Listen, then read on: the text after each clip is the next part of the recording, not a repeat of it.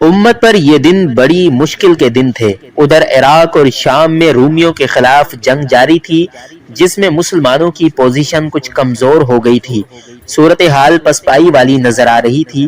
ابو بکر صدیق رضی اللہ عنہ نے خالد بن ولید رضی اللہ عنہ کو عراق کے محاذ سے ہٹا کر شام کے محاذ پر بھیج دیا تھا۔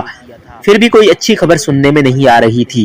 خالد بن ولید کے چلے جانے سے عراق کا محاذ کمزور پڑ گیا تھا۔ خلیفۃ الرسول اللہ سوچ بھی نہیں سکتے تھے کہ ان محاذوں سے اپنے لشکر واپس بلا لیے جائیں یا ذرا پیچھے ہٹا لیے جائیں۔ عمر ابو بکر صدیق رضی اللہ عنہ نے کہا، لگتا ہے جیسے میں آج ہی دنیا سے رخصت ہو جاؤں گا۔ میں جو کہتا ہوں اسے غور سے سنو اور میرے بعد اس پر عمل کرنا۔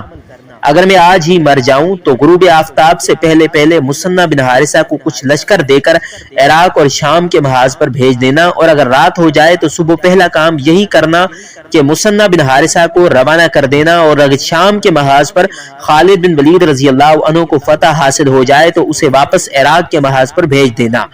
ابو بکر صدیق رضی اللہ عنہ نے عمر رضی اللہ عنہ کو اور بھی بہت سی ہدایات دی جو عمر رضی اللہ عنہ خاموشی سے سنتے رہے۔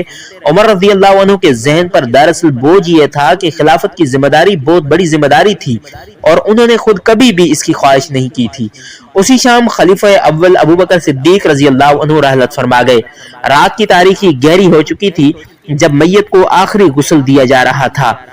اسی تختے پر رسول اللہ صلی اللہ علیہ وسلم کا جسد مبارک مسجد نبوی میں لے جایا گیا تھا، اور اسی تختے پر حضرت ابوبکر رضی اللہ تعالیٰ عنہ کی میت مسجد نبوی میں لے جائی گئی، اور انہیں رسول مقبول صلی اللہ علیہ وسلم کے پہلو میں دفن کیا گیا۔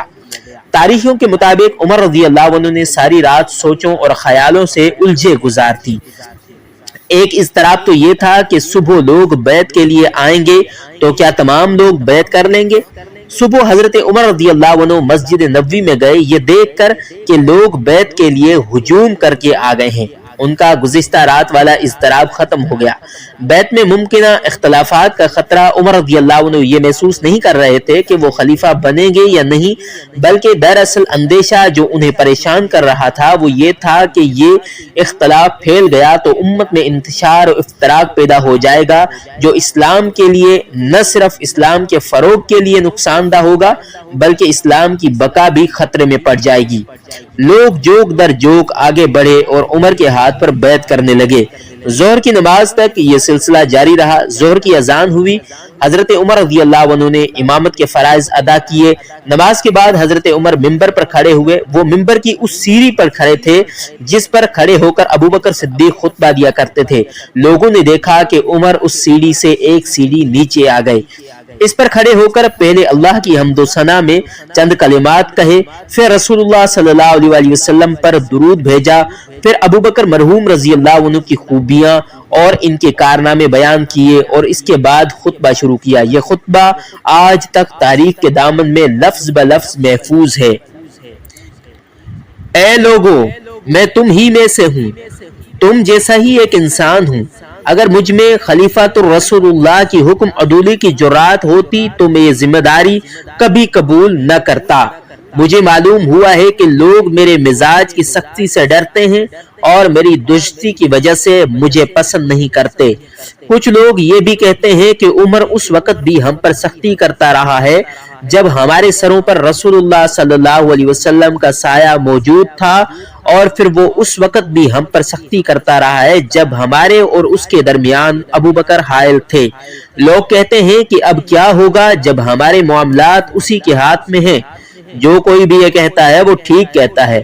مجھے رسول اللہ صلی اللہ علیہ وسلم کی مصاحبت کا شرف حاصل ہے۔ میں رسول اللہ صلی اللہ علیہ وسلم کا غلام اور ایک ادنا نوکر تھا۔ آپ کی نرمی اور رحم دلی میں آپ کا کوئی ثانی نہ تھا۔ آپ صلی اللہ علیہ وسلم اللہ کے فرمان کے مطابق مومنین کے لیے راحت اور رحمت کا سرچشمہ تھے۔ بارگاہ رسالت میں میری حیثیت ایک برہنہ شمشیر کیسی تھی۔ جب رسول اللہ چاہتے مجھے نیام میں ڈال لیتے اور جب چاہتے مجھے بے نیام کر دیتے۔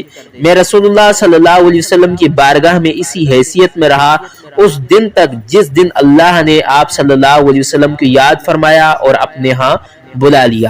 حضور صلی اللہ علیہ وسلم آخری وقت تک مجھ سے خوش اور مطمئن رہے۔ میں اللہ کا لاکھ لاکھ شکر ادا کرتا ہوں کہ حضور حضرت صلی اللہ علیہ وسلم مجھ سے خوش رہے، اور یہ ایسی سعادت ہے جس پر میں ساری عمر فخر کرتا رہوں۔ حضور صلی اللہ علیہ وسلم کے وصال کے بعد آپ کی خلافت ابوبکر صدیق کے سپرد ہوئی۔ کیا کوئی ابوبکر کے تحمل، نرمی اور کرم نوازی سے انکار کر سکتا ہے؟ میں ابوبکر کا بھی خادم اور معاون رہا۔ میں اپنی سختی کو ابوبکر کی نرم مزاجی میں جذب کر دیا کرتا تھا۔ میں ایک برہنہ تلوار تھا جسے ابوبکر نیام میں ڈال لیتے تھے، یا کسی بہت ہی ضروری کام کے لیے مجھے نیام سے نکال کر استعمال کرتے تھے۔ میں اس حیثیت میں پوری فرما برداری سے ان کے ساتھ رہا تھا، یہاں تک کہ وہ بھی ہم سے جدا ہو گئے، اور میں اللہ کا لاکھ لاکھ شکر ادا کرتا ہوں کہ ابوبکر صدیق آخری وقت تک مجھ سے خوش اور مطمئن رہے، اور اس سعادت پر بھی میں فخر کرتا رہوں۔ اور اب اے لوگو، تمہارے معاملات اور دیگر تمام احوال کی ذمہ داری میرے کاندھوں پر رکھ دی گئی ہے۔ میں تمہیں یہ باور کرانا چاہتا ہوں کہ میرے مزاج کی وہ سختی جس سے تم نالاں تھے اب نرمی میں تبدیل ہو گئی ہے، لیکن یہ بھی سن لو کہ ان لوگوں کے لیے میرے مزاج کی سختی قائم رہے گی جو مسلمانوں پر ظلم و زیادتی کرتے ہیں۔ جہاں تک ان لوگوں کا تعلق ہے جو امن و امان میں سے رہتے ہیں اور جرات ایمانی رکھتے ہیں، ان کے لیے میں بہت زیادہ نرم ہوں گا، اور اگر کوئی کسی پر ظلم کرے گا تو میں اس وقت تک اسے نہیں چھوڑوں گا جب تک اس کا ایک رخسار زمین پر نہ ٹکا دوں اور دوسرے رخسار پر اپنا پاؤں نہ رکھ دوں، تاکہ وہ حق کے آگے ہتھیار ڈال دے۔ لیکن اس قدر سختی کے باوجود اہل عفاف اور اہل کفاف کے لیے میں اپنا رخسار زمین پر رکھ دوں گا۔ اے لوگو، مجھ پر جو تمہارے حقوق ہیں وہ مجھ سے لے لو، میں یہ حقوق بیان کر دیتا ہوں۔ مجھ پر تمہارا ایک حق یہ ہے کہ تمہارے خراج اور اس غنیمت سے جو اللہ تمہیں عطا کرے میں کوئی چیز ناحق نہ لوں۔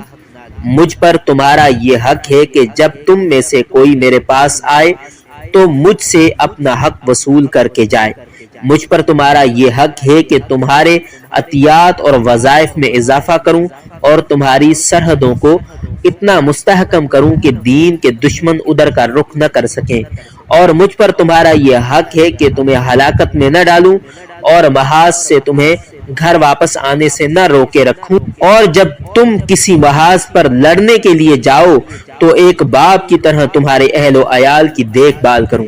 اے اللہ کے بندو، اللہ سے ڈرو، میرے ساتھ عفو و درگزر کا رویہ اختیار کرو اور میرے ساتھ تعاون کرو، امر بالمعروف اور نہی عن المنکر میں میری مدد کرو، اور تمہاری جو خدمات اللہ نے میرے سپرد کی ہیں ان کے متعلق مجھے نصیحت کرو۔ میں تم سے یہ بات کہہ رہا ہوں اور اپنے اور تمہارے لیے اللہ سے مغفرت طلب کر رہا ہوں۔ ایک روایت یہ بھی ہے کہ عمر نے یہ خطبہ نماز سے پہلے دیا تھا اور اس کے بعد نماز پڑھائی تھی۔ بہرحال لوگوں کے دلوں میں حضرت عمر کی مزاجی سختی اور درستی کا جو خوف بیٹھا ہوا تھا وہ بالکل اتر گیا۔ مستند مورخین لکھتے ہیں کہ عمر تو خطبے کے بعد مسجد سے چلے گئے، لیکن لوگ مسجد میں بیٹھے باہر کھڑے ان کے خطبے پر تبادلہ خیال کرتے رہے۔ زیادہ تر یہ بات سنائی دی کہ عمر کا ظاہر اور باطن ایک ہے، اور عمر سختی اور درستی کے باوجود انصاف پسند انسان ہے۔